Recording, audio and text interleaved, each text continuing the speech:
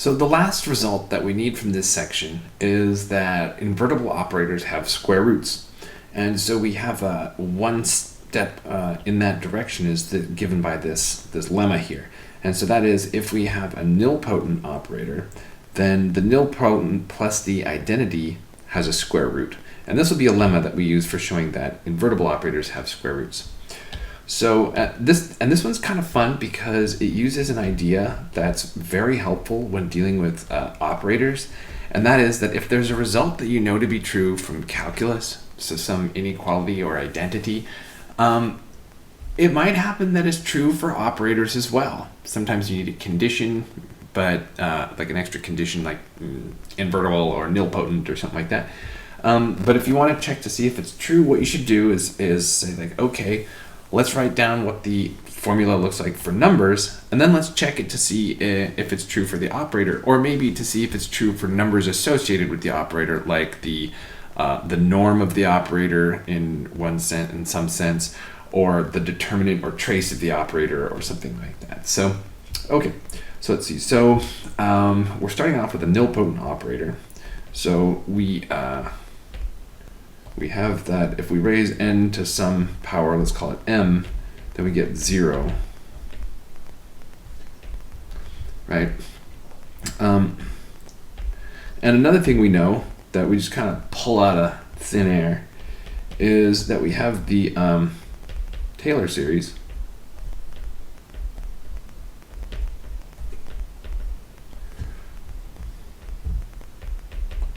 for root 1 plus x. And actually, we don't even need the Taylor series. We just need to know that there exists a Taylor series. So in other words, let's call this equation star. The function 1 plus x in a square root.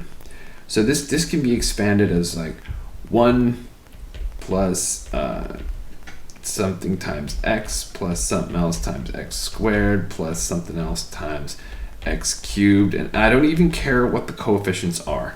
I just know that there's some Taylor series here. I guess I can call it the Maclaurin series because we're expanding around 0.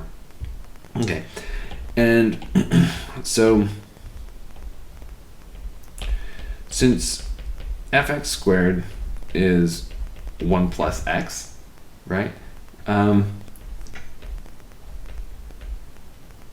It's a worthwhile claim or guess that fn squared is I plus n. So in general, if you're trying to prove a result like this, you don't know that it's going to be true. It requires a proof, but yeah, it gives you a place to start from. You know, it might be useful. So this is a good enough idea for how to cough up a square root of some operator. So okay, so let's substitute n.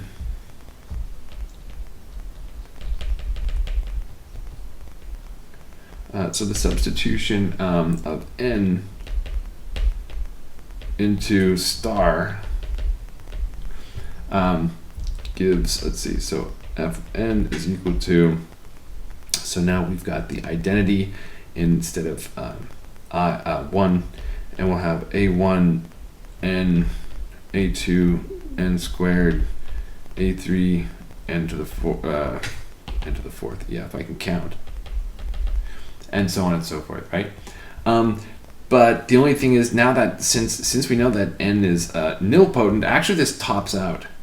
So the last thing that we get is a m minus 1 n m minus 1, since n to the j is equal to 0 once we get to m, right? So we have actually just, instead of like a full-on Maclaurin series, we have like a Maclaurin polynomial, if you want to call it that, just because it terminates at some finite point. Okay, so now let's look at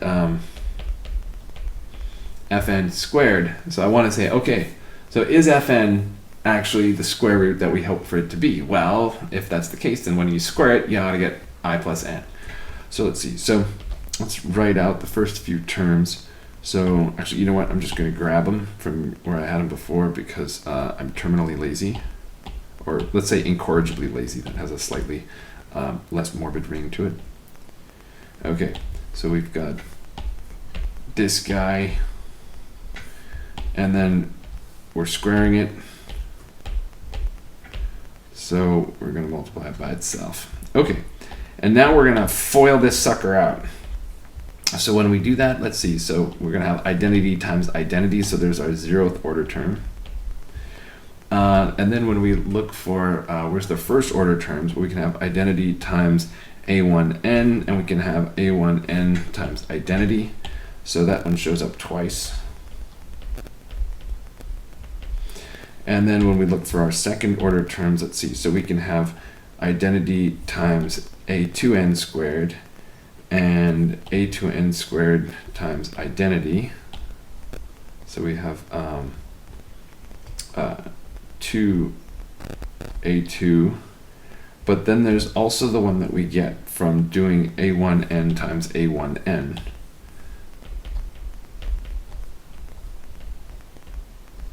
So there's all of our n squared terms.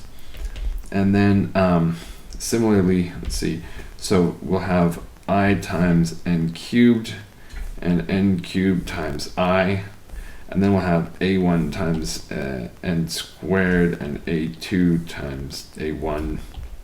I think I just said all the wrong things, but I was pointing at the right stuff, so hopefully it was clear. So we got 2 of those, and then by switching and swapping we got 2 of those, and that was all the n cubed terms, and so on and so forth, and whatever. Who cares? I don't actually care about the specific values of these things, just that I get them. So I have, like, on the last one I'm going to get 2am minus 1, and then there'll be some crud, and then that'll be the coefficient of n minus 1, right? Okay, so now let's look at these. So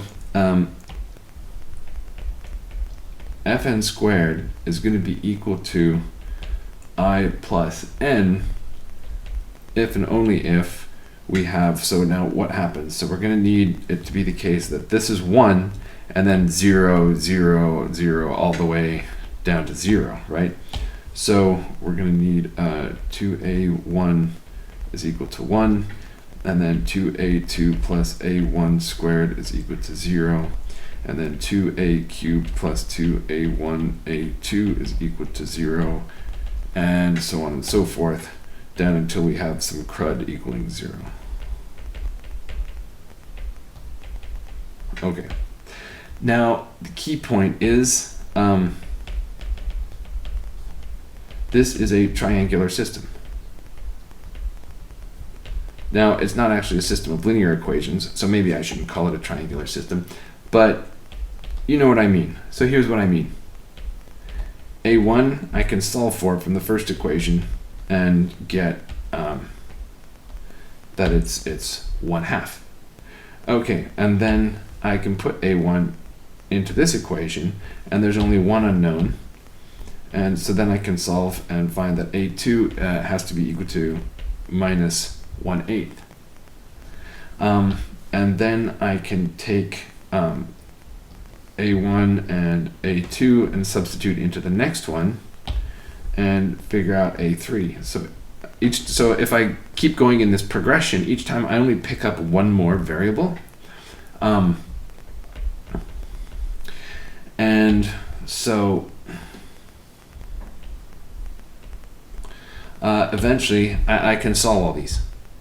And so I don't even care what the values are, but I can solve them. And so if I can solve them, then that means that for some choice,